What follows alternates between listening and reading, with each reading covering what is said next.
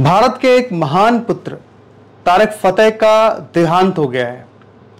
73 वर्ष की उम्र में तारिक फतेह की कनाडा में मृत्यु हो गई है।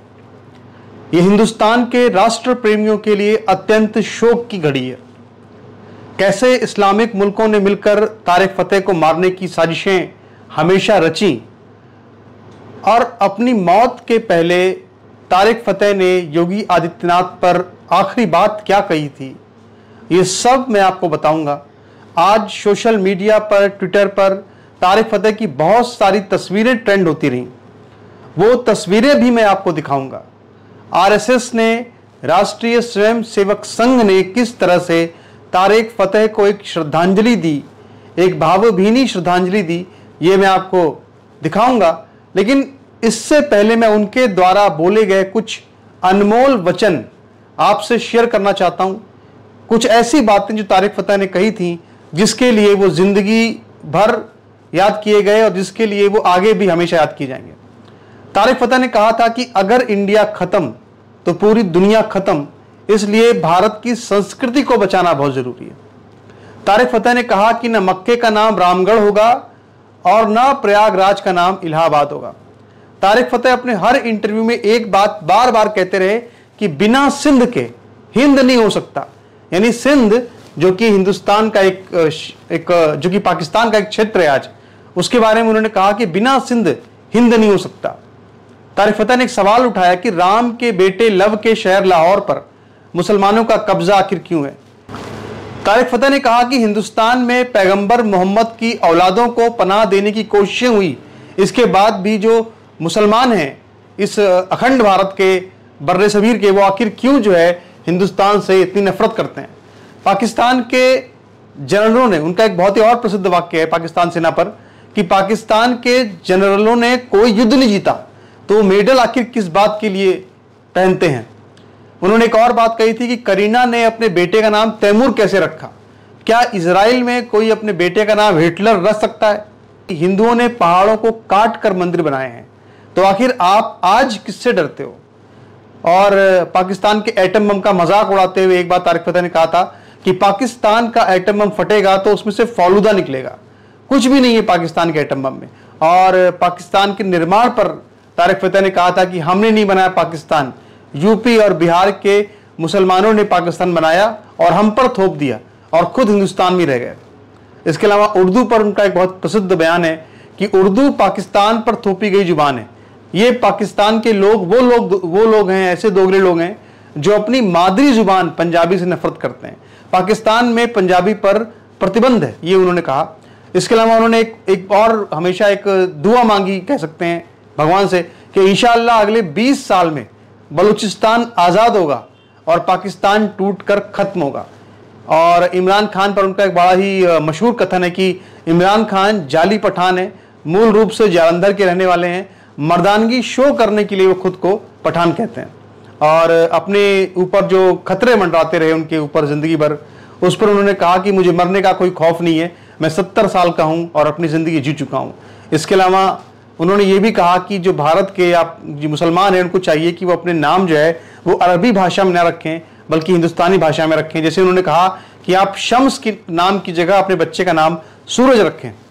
और सबसे अहम बात जो उनके बारे में कहना चाहता हूं मैं, वो ये है कि तारिक फतेह ने हिंदुओं पर सबसे बड़ा एहसान ये किया कि उनके ही प्रयास से क्रूर हत्यारे और जिहादी बादशाह औरंगजेब का जो कलंक था वो भारत के माथे से हटा।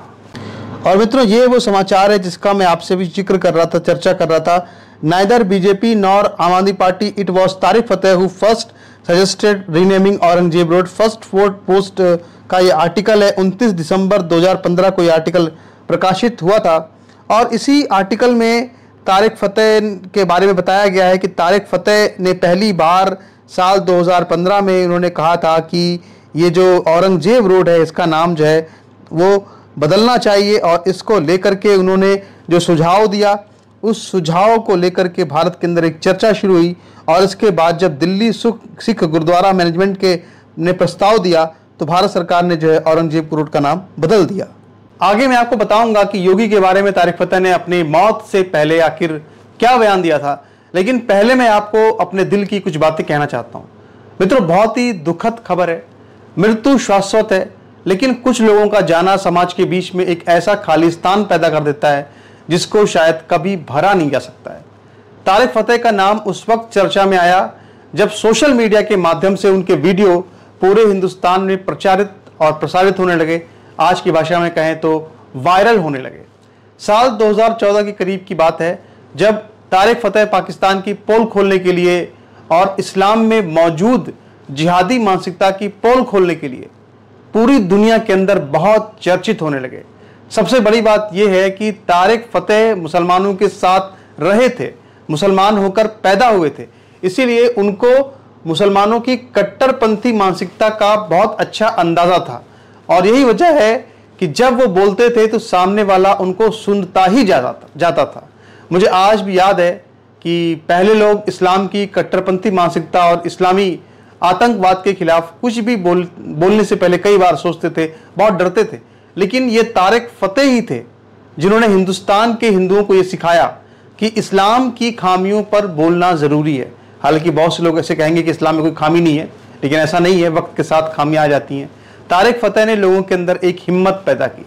तारिक फतेह को सुनकर लोगों के अंदर भी एक आत्मविश्वास जगा कि अगर इस्लाम के विद्वान होने के नाते अगर तारिक फतेह इस्लामिक समाज की खामियों के बारे में चर्चा कर रहे हैं तो ये कोई गप्पेबाजी नहीं कर रहे हैं, बल्कि इसमें एक प्रामाणिक सत्य छुपा हुआ है।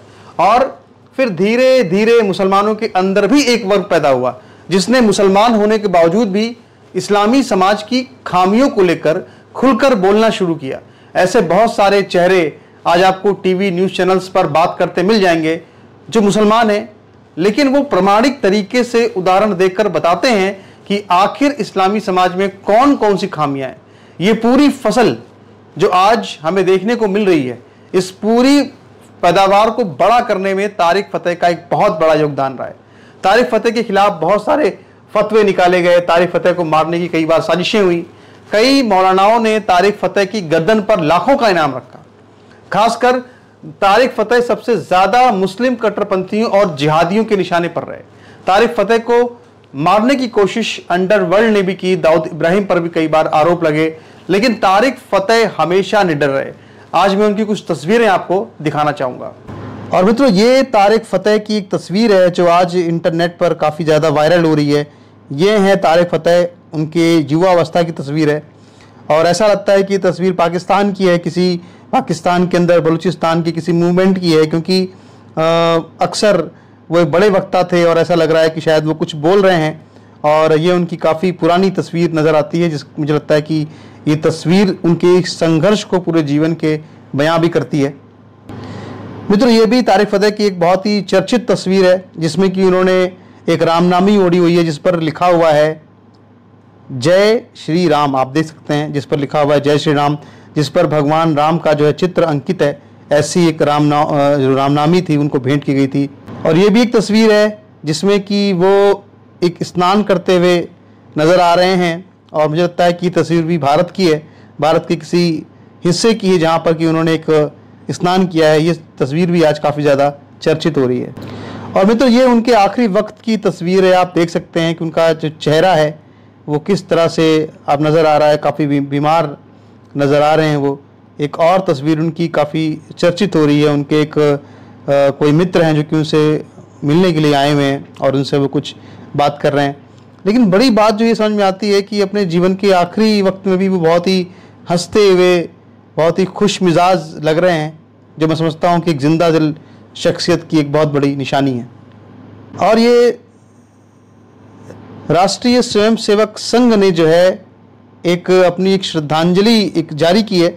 दत्तात्रेय होसबोले जी जो कि सहकार्यवाह हैं, उन्होंने एक बड़ी बात कही है कि sir Tariq Fateh was an eminent thinker, author and commentator. His significant contributions to the media and the literary world will be greatly remembered.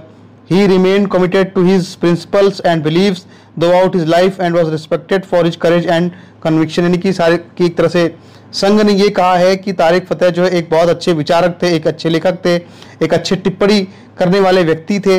Media में उनका एक बहुत बड़ा योगदान था, साहित्य की दुनिया में उनका एक बहुत बड़ा योगदान था, उनको याद किया जाएगा। इसके अलावा उनको उनके आदर्शों के लिए, मूल्यों के लिए और उनके साहस के लिए भी याद किया जाएगा। My thoughts go to his family, friends and admirers who will be hugely missing him, यानी कि हम लोग सभी लोग उनको काफ़ी मिस करेंगे, ये एक टिप्पणी की है। तस्वीर है और ये उनकी एक और तस्वीर है जो कि योगी आदित्यनाथ जी के साथ है, और ये तस्वीर भी काफ़ी ज़्यादा वायरल हो रही है। और जब वो यूपी के मुख्यमंत्री बन गए थे तब की तस्वीर है, ये मुख्यमंत्री आवास की तस्वीर है, और बहुत ही इस तस्वीर भी 2019 की है। अगर आप देखें तो आपको साफ ये दिखेगा कि ये जो तस्वीर है ये साल 2019 की है। आप देख सकते हैं यहाँ लिखा भी हुआ है साल 2019।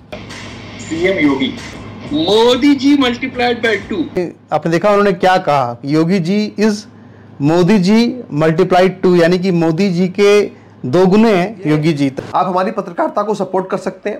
ये मेरा गूगल पे का बारकोड है, इस पे आप चाहें तो कुछ भी आप अपनी प्रोत्साहन राशि दे सकते हैं।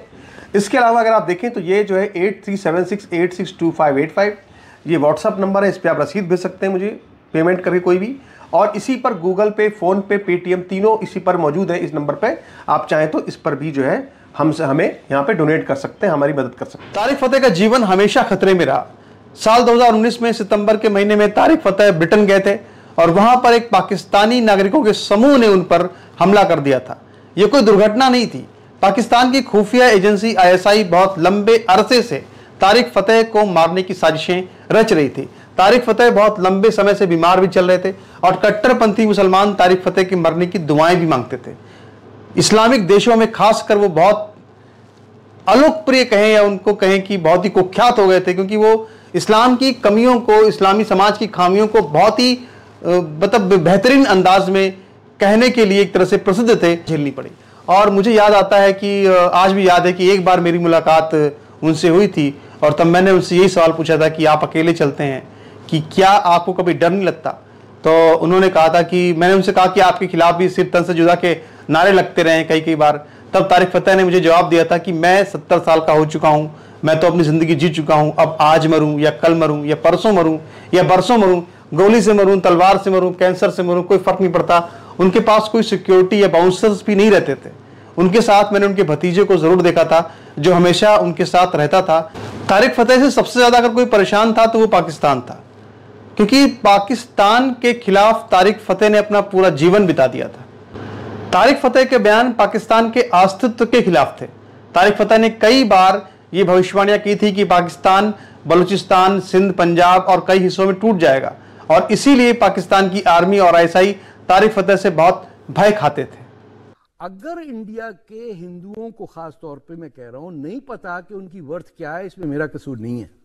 आप दुनिया की ओल्डेस्ट सिविलाइजेशन है, आपने 10,000 साल से दुनिया को रास्ता दिखाया है, आपने चेस ईजाद किया है, आपने पहाड़ों को काट के मंदिर बनाए हैं। आप डिफेंसिव क्यों हो जाते हैं?